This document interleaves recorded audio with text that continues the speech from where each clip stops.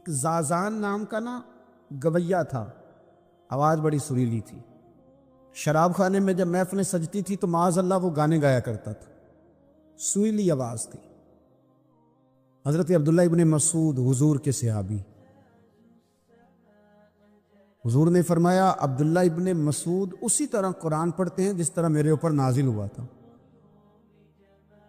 عبداللہ ابن مسعود چھوٹا قد اور پتلی پتلی ٹانگیں تھی حضرت عبداللہ ابن مسعود کی۔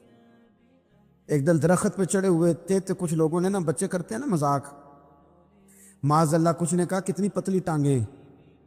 اللہ کے محبوب علیہ السلام نے فرمایا قیامت کے دن عبداللہ ابن مسعود کی ٹانگوں کا وزن احد پہاڑ سے بھی زیادہ ہوگا۔ زبردست صحابی ہے، اور حضور نے فرمایا میں نے جس کو گورنر بنایا، کسی جگہ امیر بنایا، مشورہ کر کے بنایا، اگر میں کسی کو بغیر مشورے کے امیر بناتا تو عبداللہ ابن مسعود کو بناتا۔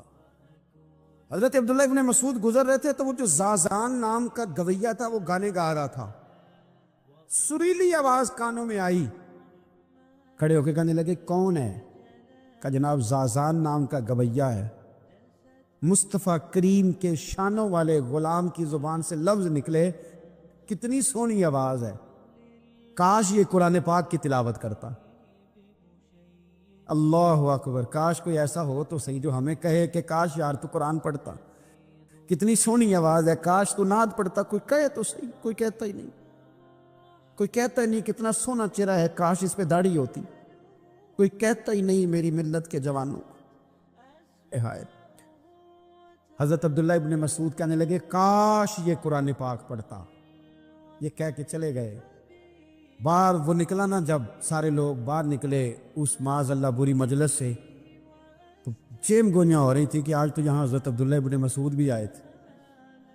تو زازان سے کسی نے کہا کہ آج حضرت عبداللہ ابن مسعود نے تیری آواز سنی، تیری آواز۔ تو وہ کہہ رہے تھے کاش اتنی سونی آواز سے قرآن پڑھتا تو مزہ آتا، کاش۔ وہ کہنے لگا نبی پاک کے صحابی نے میرا نام لیا ہے، گویا ہو کے میرا ذکر کیا ہے، حضرت عبداللہ ابن مسعود نے میرا نام لے کے کہا کہ کاش میں قرآن پڑھتا۔ وہ میرے لیے کہا مصطفیٰ کے صحابی نے، حضور سے قرآن سیکھنے والے کی خواہش ہے کہ میں قرآن پڑھوں۔ دوڑے گئے، کدھر ملیں گے عبداللہ ابن مسعود؟ فلاں جگہ غسل کیا، وضو کیا، پیروں میں لگ گئے جا کے، کہنے لگے سونیا جس کے قرآن پڑھنے کی تعریف مدینے والے کریں وہ میرے بارے میں کہے کہ مجھے قرآن پڑھنا چاہیے تھا، آج سے میں نے ٹھوکر ماری سارے گانوں کو، سکھاؤ مجھے قرآن، میں قرآن ہی پڑھا کروں، میں قرآن پڑھوں گا، میں پڑھ کے سناؤں گا، لوگ میری زبان سے اللہ کے کلام کی تلاوت سنا کریں گے۔ کوئی بیٹھا ہوا مجھے دور دعا دیتا ہے، میں ڈوبتا ہوں سمندر اچھال دیتا ہے۔ دیکھیں انسان پر اگر کوئی شخص نیکی کر دیتا ہے، احسان کر دیتا ہے، تو انسان اس کے سامنے پھر گردن نہیں اٹھا سکتا، یار یہ میرے مشکل وقت کا دوست ہے، اس نے میرے ساتھ نیکی کی، کبھی بھی گردن نہیں اٹھائے گا، جھکا کے رکھے گا۔ تو اگر عام کوئی نیکی کر دے تو اس کے سامنے انسان کبھی گردن نہیں اٹھاتا، تو جو رب ساری نعمتیں عطا فرمائے، جو کہے کہ تیری تخلیق میں نے کی، تجھ سے پہلوں کو بھی پیدا میں نے کیا، تیرے لیے زمین کا بچھونا بھی میں نے بچھایا، آسمان کی چھت بھی میں نے لگائی، تیرے لیے زمین سے ساری اناج کو، پھل کو، کھیتیوں کو نکالا بھی تیرے لیے، اب تو اس طرح کر کہ تو میری عبادت کر، تو میری بارگاہ میں جھک جا۔ بہت سارے نشے لوگوں کو لگے ہوئے ہوتے ہیں،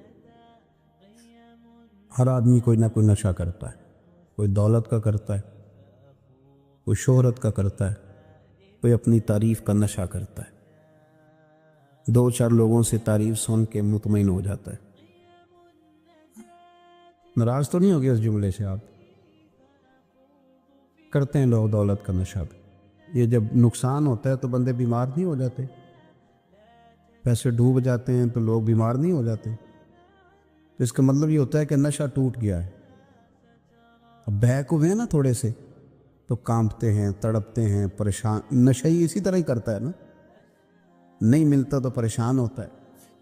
یہ سارے نشے ہیں، مختلف قسم کا نشہ. ہم مانتے نہیں اس بات کو، تسلیم نہیں کرتے، کیونکہ تسلیم کرنا بڑا مشکل کام ہے. اس کے لیے تو بڑی ساری چیزیں جو ہے وہ دبوچ کے اور بڑی سارے رستے پھلانگ کے آنا پڑتا ہے، تو بڑا مشکل ہے ماننا، ورنہ کرتے ہیں ہم. ہمارا مزاج ہے. یہ گھومنے پھرنے کا، دنیا دیکھنے کا بھی ایک نشہ ہے. یہ بہت ساری باتیں کرنے کا بھی ایک نشہ ہے.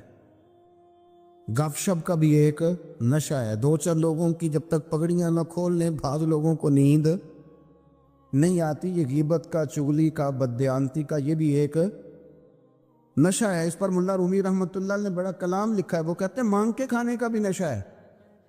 مانگ کے کھانے کا بھی نشہ ہے. وہ کہتے ہیں کہ ایک بھیک مانگنے والی خاتون تھی، تو بادشاہ کے پاس بھیک مانگنے آئی، تو بادشاہ کو پسند آ گئی، اس نے شادی کر لی. اب اس کو عادت تھی بھیک مانگ کے کھانے کی، تو وہ کنیزوں سے کہا کرتی تھی کہ فٹافٹ نہ روٹی لے کے آیا کرو، میں 2-3 دفعہ مانگوں تو پھر لایا کرو. چونکہ ایک نشہ ہے نا، تو میں مانگوں 2-4 دفعہ تو پھر. تو انسان بہت سارے نشے کرتا ہے، یہ مانتا نہیں. یہ موبائل، یہ فیس بک، یہ سارے نشے ہی ہیں. اپنی فوٹو لگا لینا، سارا دن اسی کو دیکھتے رہنا. اور بڑے بڑے سیانے بندے جو وزادار ہیں، بڑے وزادار لوگ ہیں، لیکن وہ بھی سنجیدگی کے قائل نہیں، اس طرح کے نشوں کا شکار ہیں. یہ سارے نشے ہیں جو ہم نے پال لیے. ہمارے صوفیاء، ہمارے بزرگ فرماتے ہیں کہ تم اس طرح کرو، اگر سارے نشوں سے بچنا چاہتے ہو تو سجدے کا نشہ شروع کرو. سجدے کا نشہ شروع کرو. یہ نا اقبال کہتے ہیں، وہ عطار ہو، رومی ہو، رازی. آپ بات کو سمجھیں، عطار ہو، رومی ہو، رازی ہو، غزالی ہو، کچھ ہاتھ نہیں آتا بے آہ سحر گاہی. کہتے بہت بڑا صوفی ہو جیسے فرید الدین عطار تھے، بہت بڑا تصوف کا امام ہو جیسے امام غزالی تھے، بہت بڑا تفسیر کا استاد ہو جیسے امام رازی ہو. عطار ہو، رومی ہو، رازی ہو، غزالی ہو، پر کچھ ہاتھ نہیں آتا بے آہ سحر گاہی. اگر سویرے اٹھ کے روتا نہیں نا اللہ کی بارگاہ میں، اگر تہجد نہیں نہ پڑھتا، تو کچھ ہاتھ نہیں آتا بے آہ سحر گاہی. پھر اس کو کوئی چیز نصیب. میری بات کی سمجھ آ رہی ہے آپ حضرات؟ جب تک آپ سویرے نہیں اٹھتے، آپ اللہ اللہ نہیں کرتے، آپ کو نوافل کا چسکا نہیں، عبادت کا مزہ نہیں. فرمایا میری عبادت کرو، یہ شوق پیدا کرو، میں نے تمہیں پیدا کیا ہے. ہم لوگوں کے نشے، مختلف نشے، بڑا عجیب رنگ ہے. محفل کی صدارت کرنے والے بڑے پیر صاحب، بڑے القابات، بیچ میں سے بندہ تلاش کرنے سے بھی نہیں ملتا، اتنے بڑے لقب ہے اس کے. لیکن وہ ساج سنور کے 2.5 گھنٹے بیٹھا رہا محفل میں، اور نماز کا وقت آیا تو اس نے مختصر سی پڑھی، وہ نکل گیا. وہ ہلکے سے سجدے کیے. اتنا بڑا عشق رسول، نعت خواں، ہو کیا بات ہے. اور عشق رسول کا بہت بڑا پیغام اور بہت بڑا مبلغ. وہ بیچارہ سمجھ ہی نہیں سکا کہ اللہ کے رسول نے فرمایا تو نماز پڑھ، میری آنکھیں ٹھنڈی ہو جائیں گی. تو یہ نشے کے عادی تو ہیں، پر حقیقت کے قائل نہیں. یہ بس ٹھیک ہے، خوابوں کی دنیا میں لوگ زندہ ہیں، پر جن کو یہ جو نشہ تھا نا عبادت کا، یہ میرے رسول پاک کی چاہت ہے، یہ میرے نبی کریم علیہ السلام کی. آپ دیکھیں نا، حضور مہینوں جا کے غار حرا میں بیٹھتے. کیا وہاں تبلیغ کرتے تھے؟ کوئی کتاب لکھتے تھے؟ رسول کریم علیہ السلام مہینہ رہتے غار حرا میں. کوئی نہ مجھے دیکھے، کوئی نہ مجھے ملے. حضور یہاں کیا ہے؟ فرمایا میں اپنے رب کی عبادت کروں گا. نبی کریم علیہ السلام نے سجدوں کے ساتھ پتھروں اور پہاڑوں کو آباد کر دیا، سجدوں کے ساتھ. آپ کا سجدہ آپ کو بہت ساری چیزوں سے چھڑا لیتا ہے، یہ بہت ساری جگہوں سے جھکنے سے بچا لیتا ہے. صوفیاء، اولیاء یہ کیا کرتے تھے؟ یہ سجدے کا ذوق ہی تو پیدا کرتے تھے. سجدے کا ذوق. شاہ عبدالعزیز دباغ رحمۃ اللہ تعالی علیہ اپنے مریدوں سے فرمایا کرتے تھے کہ اگر تم پکے نمازی بن جاؤ نا، تہجد گزار ہو جاؤ، تو میرے پاس آنا جانا چھوڑ دینا. عرض کی حضور کیوں؟ فرمایا میں تمہارے اور رب رسول کے راستے میں رکاوٹ نہیں بننا چاہتا، اب میرا مقصود ہے تمہیں وہاں تک پہنچانا، جب پہنچ گئے تو پھر میری ضرورت ختم ہو گئی۔ ہاں کبھی وسوسہ آئے، شک پیدا ہو، تکلیف ہو تو آنا، ورنہ میں نہیں چاہتا کہ میں رکاوٹ بنا رہوں۔ تم اللہ اللہ کرو، اس مالک کو راضی کرو۔ میرے رسول پاک علیہ وسلم نے فرمایا بندہ اللہ کے سب سے قریب اس وقت ہوتا ہے جب وہ سجدے کی حالت میں ہوتا ہے۔ کس کے قریب ہوتا ہے؟ اللہ کے سب سے قریب ہوتا ہے۔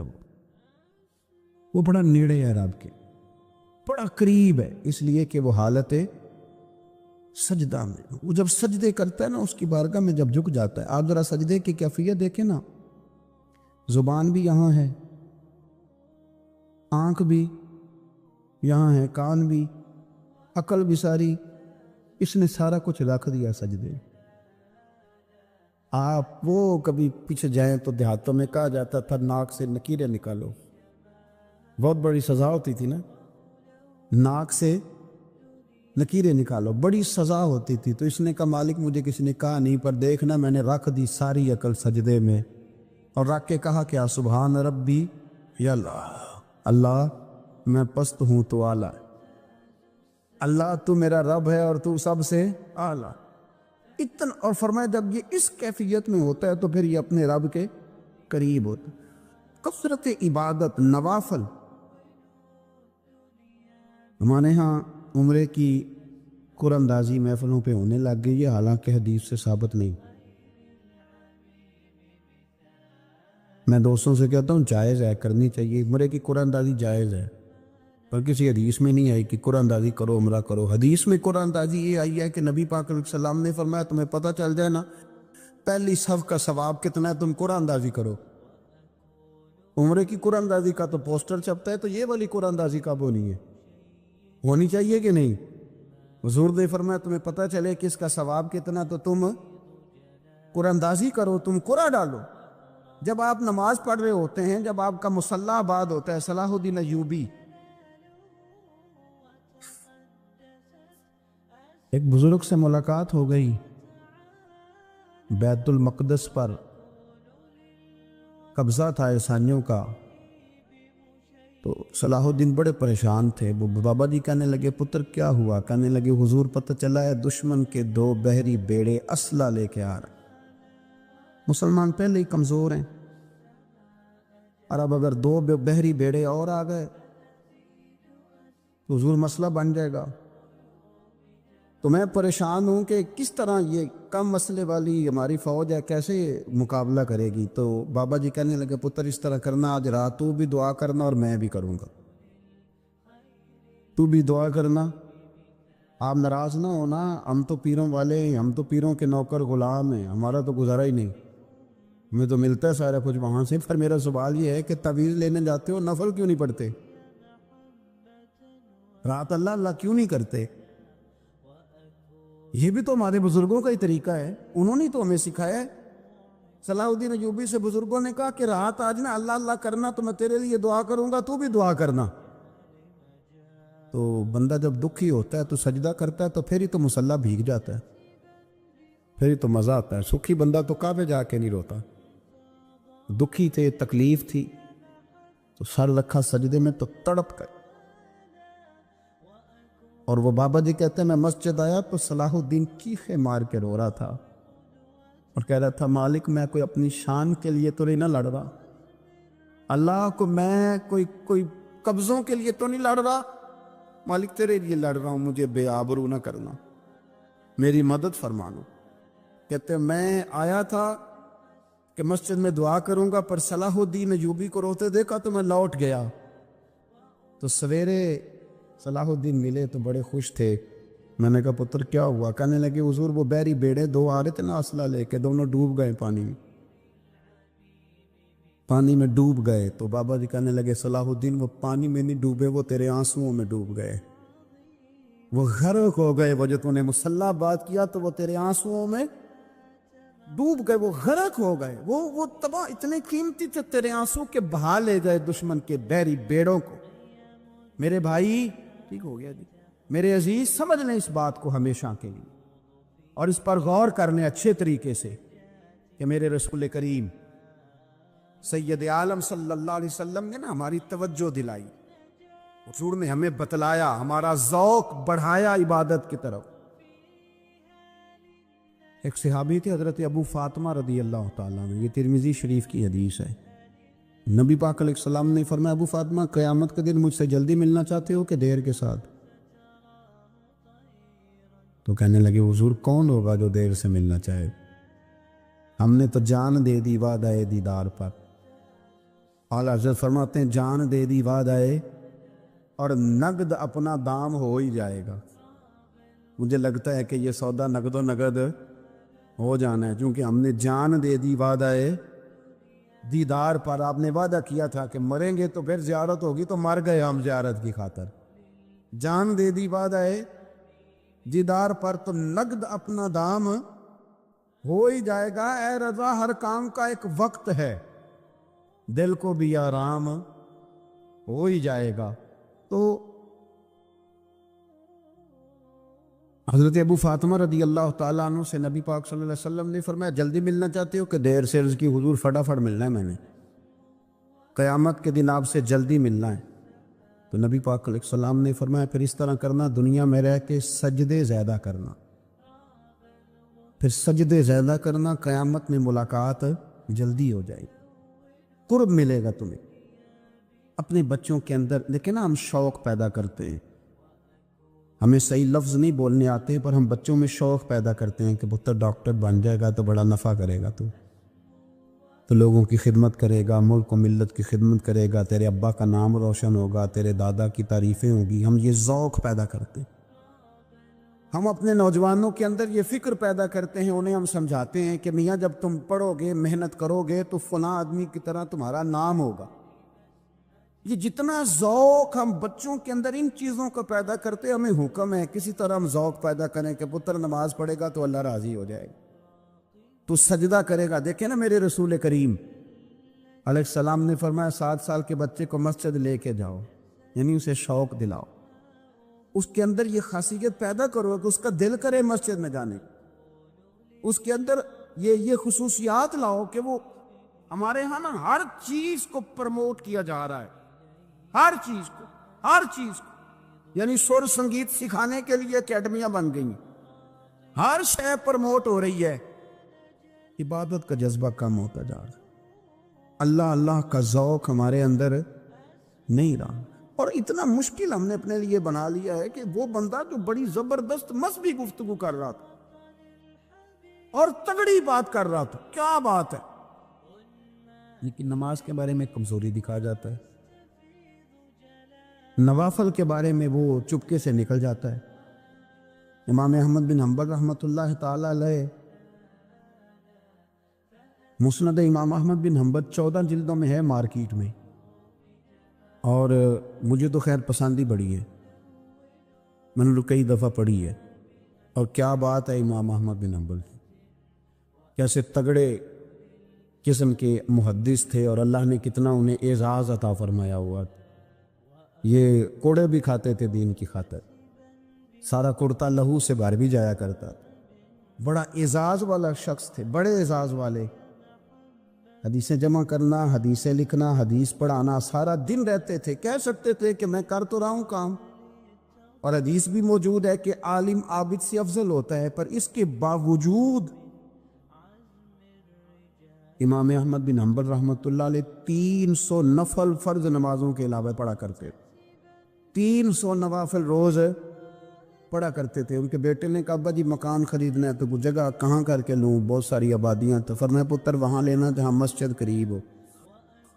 میرے رسول کریم سید عالم صلی اللہ علیہ وسلم اتنا پسند کرتے مسجد کو، اتنا پسند کرتے نماز کو، کہ رسول کریم صلی اللہ علیہ وسلم تہجد کی نماز بھی پڑھتے، پھر حضور فجر کی نماز بھی پڑھتے، نبی پاک وتر کو الگ کر کے پڑھتے، عشاء کے ساتھ نہیں پڑھتے۔ یہ تو ہم اس لیے اجازت دی ہمارے بزرگوں نے کہ بعد میں اٹھے گا کون علیحدہ وتر پڑھنے کے لیے، عشاء کے ساتھ پڑھ لیں، وطر پڑھتے، تہجد پڑھتے، فجر پڑھتے، اشراق پڑھتے، چاشت پڑھتے، پھر مغرب کی نماز کے بعد 6 رکعت اوابین پڑھتے، پھر رات کو صلاۃ اللیل پڑھتے۔ سیدہ عائشہ صدیقہ کہتی ہیں زمانہ سو جاتا اور میرے رسول مصلی بچھا کے کھڑے ہو جاتے۔ او یار، کھیتی باڑی کر کے نہیں، محنت مزدوری کر کے نہیں، جناب عائشہ کہتی ہیں میں یہ بھی دیکھتی کہ حضور ایک آیت شروع کرتے تو ساری رات اسی کو پڑھتے، اور میری نظر جاتی تو قدم مبارک پہ ورم آ جاتا۔ یار نماز پڑھ پڑھ کے، اتنی مشقت کر کے، اتنی جد و جہد کر کے ورم آ گیا، یا رسول اللہ اتنی محنت کیوں کرتے ہو؟ فرمایا افلا اکون عبدا شکورا، کیا میں اپنے رب کا شکر گزار بندہ نہ بنوں؟ صحابہ کا ذوق عبادتوں کا، ریاضتوں کا، تلاوتوں کا، طبیعت ہے ان کی۔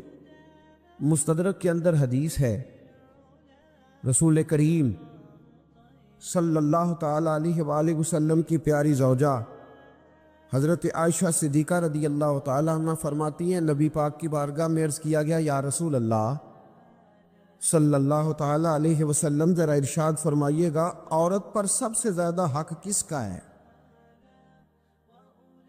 حضور ذرا بتلائیے گا عورت پر سب سے زیادہ حق کس کا ہے؟ تو یہ کسی مفتی کا قول نہیں، یہ کسی دانشور کی رائے نہیں، یہ اس محبوب کا قول ہے جنہیں اللہ تبارک و تعالی نے دنیا میں راحت اور آرام دینے کے لیے مبعوث فرمایا ہے۔ یا رسول اللہ صلی اللہ علیہ وسلم عورت پر سب سے زیادہ حق کس کا ہے؟ تو حضور نے فرمایا اس کے خامن کا۔ اسی مجلس میں، اسی محفل میں وہ شخص اٹھ کے نہیں گیا، وہی شخص حضور سے سوال کرنے لگا حضور تو مرد پر حق کس کا زیادہ ہے؟ عورت پر تو میں نے پوچھ لیا، نیا شخص نہیں آیا، نیا آدمی نہیں آیا۔ اسی نے اسی مقام پر اسی جگہ کھڑے ہو کے سوال کیا کہ یا رسول اللہ صلی اللہ علیہ وسلم اب یہ بھی ارشاد فرما دیجئے کہ مرد پر سب سے زیادہ حق کس کا ہے؟ نبی پاک نے فرمایا اس کی ماں کا۔ عورت پر سب سے زیادہ حق کس کا ہے؟ اس کے شوہر کا۔ اور مرد پر سب سے زیادہ حق کس کا ہے؟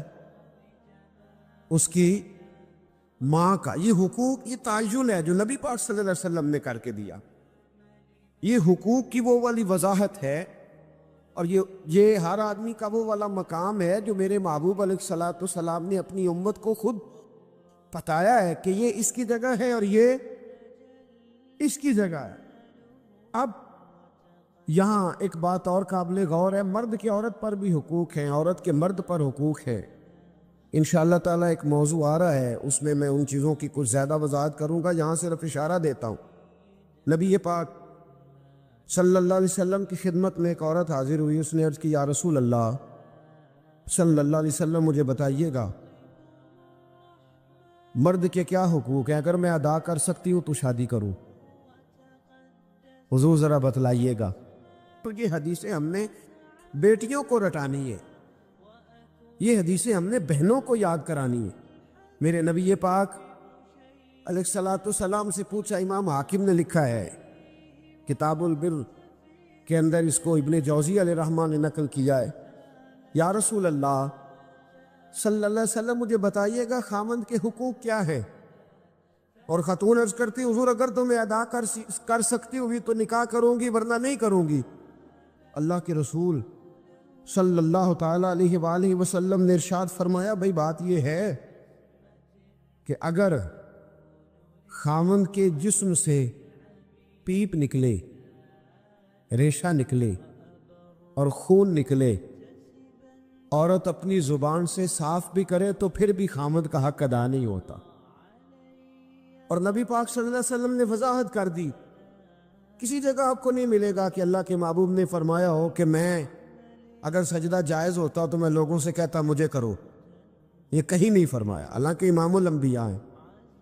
محبوب اس حدیث میں فرمانے لگے سنو، اگر خدا کے علاوہ کسی کو سجدہ جائز ہوتا تو میں عورت کو کہتا کہ اپنے خامد کو سجدہ کرے، میں کہتا عورت کہ وہ اپنے خامد کو سجدہ کرے، تو نبی پاک صلی اللہ علیہ وسلم نے وضاحت کر دی، فرمایا کہ اگر تو یہ والے حق تو ادا کر سکتی ہے تو نکاح کر۔ وہ خاتون بڑی سمجھدار تھی، فوراً بول اٹھی، کہنے لگی حضور میں نہیں حق ادا کر سکتی، لہذا میں نکاح نہیں کروں گی۔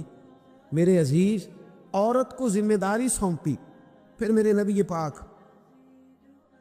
صلی اللہ تعالیٰ علیہ وسلم نے مرد کے لیے بھی ان حقوق کا تعین فرمایا، اور اللہ کے رسول صلی اللہ تعالیٰ علیہ وسلم سے جب پوچھا گیا کہ یا رسول اللہ صلی اللہ علیہ وسلم عورت کے حقوق کیا ہے، نبی پاک صلی اللہ تعالیٰ علیہ وسلم سے پوچھا گیا کہ یا رسول اللہ صلی اللہ علیہ وسلم عورت کا حق کیا ہے، تو نبی پاک نے فرمایا جیسا خود کھاؤ ویسا اسے بھی کھلاؤ، جیسا خود پہنو ویسا اسے بھی پہناؤ۔ اور حضور علیہ الصلوۃ والسلام نے فرمایا کبھی بھی عورت کے چہرے پر نہ مارنا، کبھی بھی اس کے ساتھ بغض نہ رکھنا، اسے کبھی بھی تکلیف نہ دینا، اور اسے اگر چھوڑنا ہوا تو اپنے گھر کے اندر چھوڑنا، یعنی اگر کچھ لمحے کے لیے ناراض ہونا ہوا تو اپنی ہی چھت کے نیچے نکالنا نہ، بھیجنا نہ۔ رسوائی ہوتی ہے جب وہ میکے جاتی ہے تو لوگ باتیں کرتے، اگر چھوڑنا ہوا تو اپنے ہی گھر میں چھوڑ لینا، کچھ لمحوں کو ناراض ہو لینا، کچھ ایسی بات کر لینا، لیکن جب اسے نکال دیتے ہو تو مسائل جیسا خود کھاؤ ویسا اسے بھی، جی جیسا خود کھاؤ ویسا اسے بھی۔ تو نبی کریم سید عالم صلی اللہ تعالیٰ علیہ وآلہ وسلم نے اس بات کی وضاحت کر دی۔ اب ایک بات جو قابل توجہ ہے جس پر میں آج خصوصی طور پر بات کرنا چاہ رہا ہوں، وہ یہ ہے کہ نبی پاک صلی اللہ علیہ وسلم نے یہ بھی بتا دیا کہ ماں کا بڑا حق ہے، اور حضور نے یہ بھی بتا دیا کہ بیوی کا بھی حق ہے، جو تم نے خود کھانا ہے اسے کھلانا ہے، جو خود پہننا ہے اسے۔ اب مسئلہ پتہ کیا ہوتا ہے، بیوی کا مطالبہ ہے کہ تو سوائے میرے کسی کی نہیں سنے گا، وہ کہتی ہے کہ چونکہ میں آئی ہوں سارا کچھ چھوڑ کے، اب سوائے میرے تو کسی اور کی نہیں سنے گا۔ اماں کہتی ہے کہ چونکہ پیدا میں نے کیا ہے، پرورش میں نے کی ہے، جوان میں نے کیا، تو حقوق میرے زیادہ ہیں۔ یہ حدیث اماں ضرور سنائے گی اگر اسے یاد ہوگی۔ اب اس کا نقصان یہ ہوتا ہے اگر کسی عورت سے یہ پوچھا جائے کہ تو بتلا کہ بغیر ماں کے کوئی بچہ بڑا ہو سکتا تھا، تو اس نے پال پوس کے تجھے دیا ہے، تو تجھے کیسے کہہ سکتی ہے کہ تو کسی اور کی نہ سن؟ اور اگر اماں سے بندہ کہے کہ تو خود ہی گئی تھی اس کو دیکھنے، تو ہی اس کو لائی ہے، اب کس طرح کر کے یہ ممکن ہو سکتا ہے کہ خاتون خانہ جو نکاح کر کے آئی ہے، جس کے حقوق کا تعین خود نبی پاک صلی اللہ علیہ وسلم نے فرمایا، اس کو حق نہ دیا جائے؟ کچھ حقوق میاں بیوی کے ہیں، کوئی شخص وہاں بھی تقاضا نہ کرے، کوئی بہن تقاضا نہ کرے کہ میرا بھائی کسی بھی طور پر بیوی کی کوئی بات نہ مانے اور صرف وہ میری طرف ہی توجہ رکھے، کوئی ماں یہ تقاضا نہ کرے، اس لیے کہ اس کے حقوق بھی اللہ اور اس کے رسول نے بیان فرمائے۔ اور کوئی بیوی کسی جگہ یہ تقاضا قطعاً نہ کرے، کسی مقام پر یہ تقاضا نہ کرے کہ وہ کہے کہ تو بہن کی طرف نہیں دیکھے گا، تو اماں کی بات نہیں سنے گا۔ اس سے آگے بڑھ کر ایک اور بات ہے، اس پر بھی ضرور غور فرمائیے گا۔ اگر شوہر چاہتا ہے کہ میری بیوی میرے ماں باپ کی عزت کرے، ان کا اکرام کرے، اچھے لفظوں میں ان کو یاد کرے، تو بیوی کے ماں باپ بھی ماں باپ ہی ہوتے، اس کے بہن بھائی بھی بہن بھائی ہوتے۔ اگر تو ان کا نام اچھے لفظوں کے ساتھ پکارے گا، ہمارے معاشرے میں کچھ چیزیں شرم کا باعث ہیں، کہتے مجھے شرم آتی ہے جملہ کہتے، لوگ چھیڑتے، بچے باتیں کرتے۔ میرے رسول پاک صلی اللہ علیہ وسلم نے فرمایا تیرے 3 باپ ہیں۔ یا رسول اللہ کون سے؟ فرمایا ایک وہ اس نے تجھے جنم دیا، پیدا کیا، جس کی صلب سے تو ہے، اور دوسرا وہ جو تیرا استاد ہے، جو تجھے خیر کی تعلیم دیتا، جس کی وجہ سے تو راہ راست پہ ہے، راہ حق پہ ہے، اور تیسرا فرمایا وہ تیرا باپ ہے جس نے اپنی بیٹی دے کے تجھے بیٹا بنایا ہے، تو اس کے حقوق کا تمہیں خیال کرنا۔ یہ کس طرح کی بات ہوئی کہ تو بیوی سے یہ تو تقاضا کرے کہ میں نے آج آ کے دیکھا ہے کہ میری اماں بیٹھی، تم نے روٹی نہیں پوچھی، اور جب اس کی اماں آئے تو پھر تیرے طور طریقے بدل جائیں، تیرا سٹائل ہی بدل جائے، تو ان کا نام لے تو تیری یا تو تیرے لبوں پر طنز یا ہنسی ہو، یا تیرے جملوں کے اندر سخت پن ہو. ایسا نہیں ہونا چاہیے. انسان کو ہر رشتے کو اس کی جگہ پہ رکھنا چاہیے, ہر رشتے کو اس کا مقام دینا چاہیے, ہر رشتے کو اس کا وقار دینا چاہیے. نبی پاک صلی اللہ علیہ وسلم تشریف فرماتی حضرت عائشہ صدیقہ کہ ایک بوڑھی عورت آ گئی. اس عورت نے جب آ کر کے دروازے پہ دستک دی اور جب وہ بولی نا, اس نے گفتگو کی, اس کے جملے محبوب کے سماعت اقدس سے ٹکرائے. کہتے اللہ کے محبوب جلدی سے اٹھ کے بیٹھ گئے. حضور نے اس بوڑھی کا استقبال کیا اور حضور نے اسے بٹھایا. فرماتی ہر آنے والے مہمان کو حضور بڑی عزت دیتے تھے, بڑا نوازتے تھے, ہر آنے والے مہمان پہ بڑا کرم فرمایا کرتے تھے, لیکن اس خاتون کو زیادہ اعزاز دیا. اللہ کے محبوب علیہ السلام نے اس کے لیے کھانا منگوایا, کھجوریں دیں, شہد کے ساتھ تواضع فرمائی. فرماتے وہ بی بی باتیں کرتی تو میں دلچسپی دیکھتا. کچھ مہمان ایسے ہوتے ہیں نا جو آئیں تو بندہ کہتا ہے اللہ کرے اب چلے جائیں نا کسی طریقے سے, اور کچھ ایسے ہوتے ہیں جن کو بندہ کہتا ہے اتنی بھی جلدی کیا ہے, ذرا ٹھہر جائیے, تھوڑا رک جائیے. دل کرتا ہے کہ وہ ذرا بیٹھے, ان سے کچھ اور بات ہو, کچھ بات اور آگے بڑھے. کس میں ہوتی ہے مہمانوں؟ محبوب پاک صلی اللہ علیہ وسلم نے بہت ہی زیادہ اہمیت دی. حضور محبوب کریم علیہ السلام جب وہ باتیں کرتی تو حضور دلچسپی سے سنتے, ان کے سوالات کے جواب بڑی گہرائی اور گہرائی سے دیتے. حضرت عائشہ صدیقہ فرماتی ہیں دیر کے بعد وہ بوڑھی اٹھی, کہا حضور اب میں چلتی ہوں. نبی پاک نے تحائف تیار کیے. ایک صحابی کو کہا ان کے ساتھ جاؤ اور تحفے انہیں دے دو. کہتے ہیں جب وہ بوڑھی چلی گئی تو میرے دل میں خیال آیا حضور اب مسجد جائیں گے, جب رات کو واپس آئیں گے نا پھر میں محبوب سے پوچھوں گی یہ خاتون کون ہے. لیکن حضرت عائشہ کہتی حضور تو گئے نہیں, لیٹ گئے. اور بڑی خوشگوار کیفیت میں نے دیکھی, حضور کی مقدس آنکھیں کھلی اور محبوب کے چہرے پر عجیب سی رعنائیاں. جناب عائشہ صدیقہ کہتی ہے میں آگے بڑھی اور میں نے قدموں پہ ہاتھ رکھ کے رسول اللہ صلی اللہ علیہ وسلم مہمان تو روز آتے, حضور یہ کاشانہ نور ہے, یہاں روشنی لینے والے تو روز آتے, یہ کون سی بوڑھی تھی کہ آئی ہے تو آپ نے اتنا استقبال کیا ہے, اس انداز میں وقت دیا ہے. اور یا رسول اللہ صلی اللہ علیہ وسلم پھر میں آپ کی کیفیات دیکھ کون تھی؟